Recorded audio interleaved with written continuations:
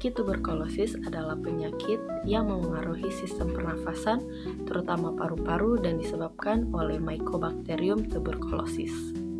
Tuberkulosis disebabkan oleh bakteri Mycobacterium tuberculosis. Orang yang menderita penyakit TBC tahap aktif di paru-paru atau kotak suara dapat menyebarkan penyakit ini. Mereka melepaskan tetesan kecil atau droplets yang membawa bakteri TBC melalui udara saat berbicara, batuk, atau bersin. Seseorang bisa terinfeksi setelah terhirup tetesan tersebut. Patofisiologi penyakit tuberkulosis dimulai dari masuknya bakteri ke dalam alveoli, lalu sistem imun dan sistem kekebalan tubuh akan merespon dengan cara melakukan reaksi inflamasi.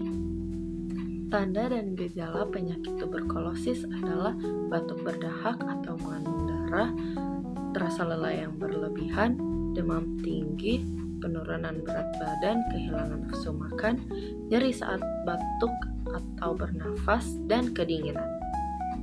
Cara mencegah penyakit tuberkulosis adalah dengan melakukan vaksinasi TBC, rajin mencuci tangan dengan sabun dan air mengalir, menghindari kontak fisik langsung dengan penderita TBC, pola makan teratur, berolahraga, tidur yang cukup, dan menghentikan kebiasaan merokok dan konsumsi alkohol.